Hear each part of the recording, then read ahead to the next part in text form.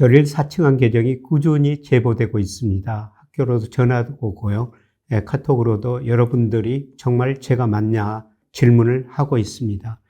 저는 유튜브 김영익의 경제스쿨과 저의 공식 오피셜 클럽 자산배분 포트폴리오 스터디를 통해서만 여러분과 소통하고 있습니다. 제 공식 채널을 제외한 카톡방, 밴드, 텔레그램 등은 사칭 계정이므로 주의하시길 바랍니다. 속지 마시기를 꼭 부탁드립니다. 오이시 선행지수 상승하고 우리 코스피도 지속적으로 상승하고 있습니다. 주식하시는 분들은 꼭 선행지수를 보셔야 된다. 우리 주가가 단기에 너무 좀 급등을 했죠. 그래서 조금 조정 기간이 필요한 것 같습니다.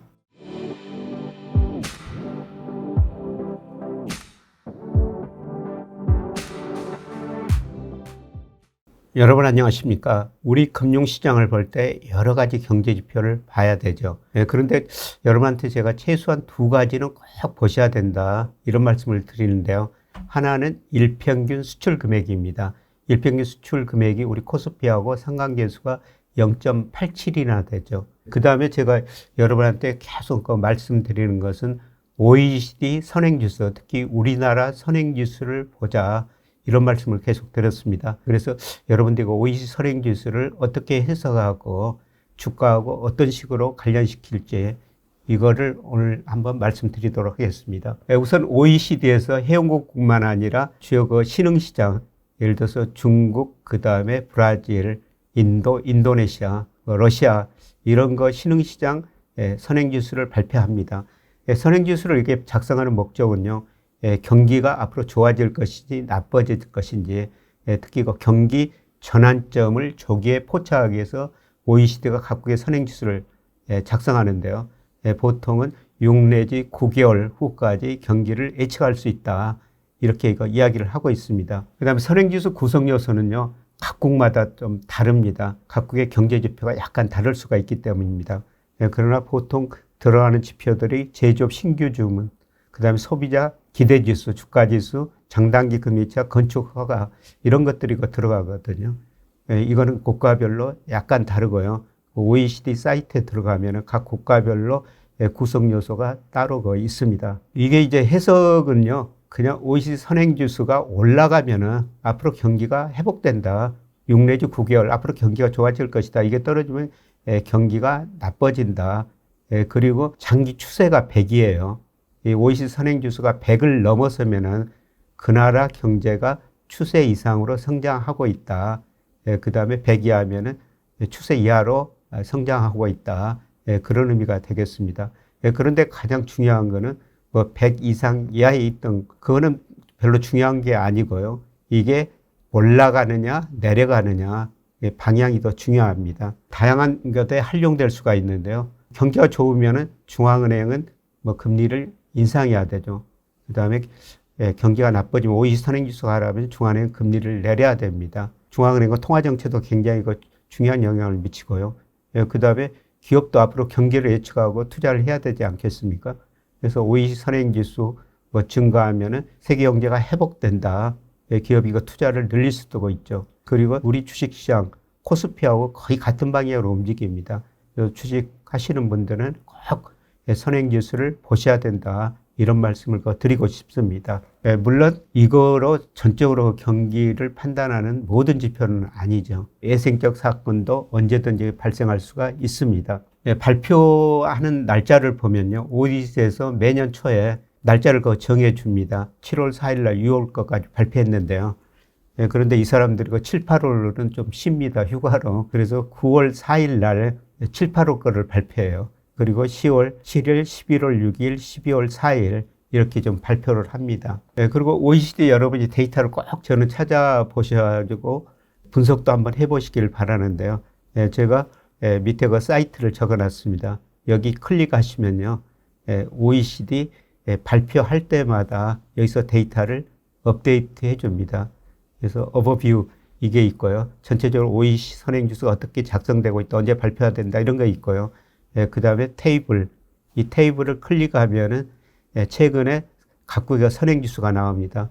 그리고 차트를 누르면요. 여러분이 원하시는 거 그림도 그려줄 수가 있습니다. 테이블을 클릭하면요, 이런 거 표가 나옵니다.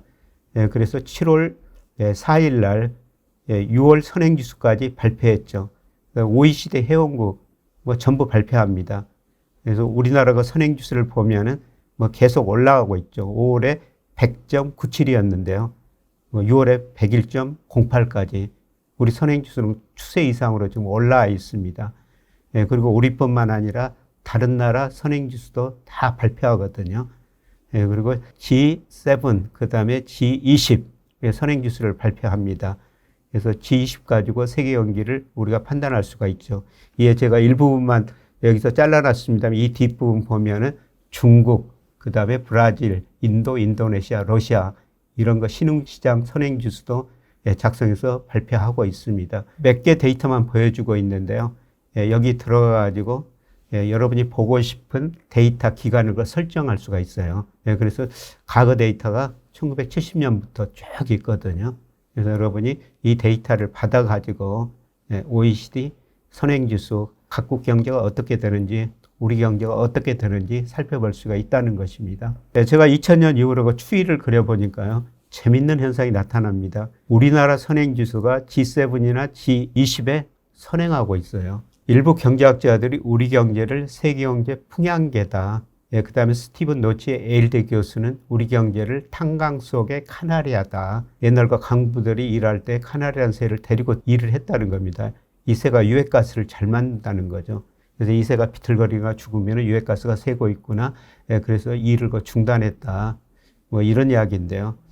그래서 우리 경제를 보면 세계 경제 흐름을 볼 수가 있다는 것입니다. 왜냐하면 우리 GDP에서 수출이 차지하는 비중이 무려 40%예요. 그래서 우리가 수출 의존도가 높으니까 한국 수출만 보면 세계 경제 흐름을 알 수가 있고요.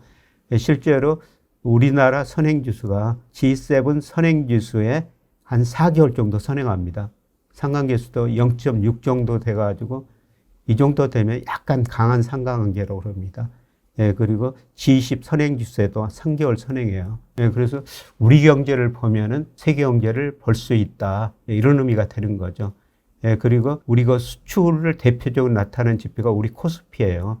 뭐 다른 측면에서는 우리 코스피를 보면은 세계 경제 흐름을 알 수가 있다. 이런 해석이 가능한 것이죠. 통계청에서 우리나라가 선행지수 순환변동치를 발표하는데요. 구성 요소들이 약간 다릅니다. 그래서 OECD들은 우리나라가 선행지수를 작성할 때 제조업황지수, 코스피, 뭐 교역조건, 장당임금자 6개 지표를 하는데 통계청에는 7개 지표합니다. 어떤 지표는 같이 들어가고 일부 지표는 다르거든요. 그런데 제가 통계청 선행지수보다도 OECD 한국 선행지수를 더 관심을 두고 보시자 이런 말씀을 드린 거는요. OECD 선행지수는 10일 전에 발표해요. 통계청 선행지수 순환변동치는 매월 말에 지난달 걸 발표해죠. 한 OECD가 22여일 더 빨리 발표한다는 겁니다. 그리고 OECD 한국 선행지수가 우리 통계청 선행지수 순환변동치에 한 2개월 정도 선행합니다. 그래서 더 빨리 발표하고 선행하니까 OECD 선행지수를 저는 통계청 것보다 더 빨리 보시자 이런 말씀을 드리는 겁니다. 제가 실제로 통계 분석을 해보니까요. 특히 2010년 이후 통계 분석해 보니까 OECD 한국 선행지수 우리 통계청 선행지수에 2개월 선행하고요. 상관계수 0.8입니다. 강한 상관관계가 있다는 거죠. 그래서 OECD 선행지수를 보면은 통계청 선행지수 흐름을 볼 수 있는 거고요. 또 우리 경기를 예측할 수가 있다는 겁니다. 그리고 OECD 한국 선행지수가요. 우리 수출에도 한 3개월 선행합니다. 수출은 제가 월별로 변동이 심하기 때문에 3개월 이동평균을 그려놨습니다. 그런데 6월까지는 실제치고 7월 이후는 전망을 했습니다. OECD 선행지수가 계속 증가한다는 거죠. 그래서 잠깐 주춤한 게 현재 수출 약간 감소로 나타나고 있습니다만은 OECD 선행지수가 계속 증가하면은 우리 수출도 증가할 수밖에 없는 것이죠. 그래서 상반기에 우리 수출이 별로는 안 좋았습니다만은 하반기 특히 4분기에는 저는 수출이 증가할 수가 있다 이렇게 볼 수가 있습니다. 그리고 주가는 월별로 변동성이 심합니다만은 방향은 OECD 선행지수하고 거의 같습니다. 그래서 OECD 선행지수가 2023년 2월 우리 선행지수가 저점을 쳤었어요. 우리 코스피도 그 무렵에 저점을 치고 올라왔죠. 그리고 작년 8월부터 11월까지 떨어졌습니다. 우리 주가도 그 무렵에 떨어졌죠. 물론 12월부터 오이 선행지수는 올랐습니다. 우리 코스피는 12월까지 떨어졌어요. 작년 12월은 특별한 사건이 있었죠. 비상경 이런 것 때문에 우리 주가가 조금 다른 방향으로 움직였습니다. 그러나 그 이후 오이시 선행지수 상승하고 우리 코스피도 지속적으로 상승하고 있습니다. 그런데 오이시 선행지수 뭐 제가 월별로 발표될 때마다 수정해서 그 전망을 하고 있습니다만은 6월까지 정보로 내년까지 전망을 한번 해본 겁니다. 7월 이후로는 제 전망치예요. 제 모델에서 나온 수치들입니다. 내년까지 계속 그 OECD 한국 선행지수가 상승합니다. 이런 걸 보면은 코스피도 내년까지 오를 수 있다 이렇게 볼 수가 있는데요. 그런데 최근에 보시는 것처럼 우리 주가가 단기에 너무 좀 급등을 했죠. 그래서 조금 조정 기간이 필요한 것 같습니다. 그러나 OECD 선행지수 상승, 우리 코스피 상승 추세라는 겁니다. 이런 의미에서 보면은 OECD 선행지수 상승하고 우리 코스피도 상승 국면이 내년까지 이어질 것이다. 이런 측면에서 저는 그 주식을 계속 사서 보유해야 된다. 조정 국면 때마다 뭐 조정폭이 저는 크지 않으리라고는 생각하고 있습니다만 조정 국면이 올 때마다 내년까지 주식 비중을 좀 높게 가지고 가시는 게 좋지 않을까 그렇게 생각합니다. 참고로 미국 선행지수 OECD도 발표하는데요. 그런데 OECD 미국 선행지수하고 S&P 500하고 방향은 대체로 비슷합니다. 그런데 우리는 상관관계가 계속 상당히 높은데요. 미국은 OECD 미국 선행지수하고 S&P 500하고 상관계수가 0.1 정도 아주 약합니다. 그래서 미국 주가는 경기에 다른 요인들이 좀 많이 반영된 것 같습니다. 그런데 어떻든 저 최근에 보니까 미국 거 선행지수도 조금 조정을 어치다가 반등하고 있습니다. 이런 측면에서 보면은 미국 주가도 조금 더 상승할 수가 있을 것 같은데요.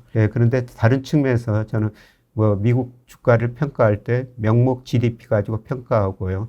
그 다음에 PER, PBR, 그 다음에 배당 수익률 이런 거로 평가하는데 미국 주가는 지나치게 좀 가대평가돼 있는 것 같습니다. 그래서 작년 말부터 제가 말씀드리는 것은 미국 주식도 좋지만은 우리 주식 비중을 더 늘리시는 게 좋다. 앞으로 저 달러 인덱스가 하락하면서 여전히 S&P 500보다는 코스피가 더 많이 오를 가능성이 높습니다. 참고하셨으면 좋을 것 같습니다. 고맙습니다.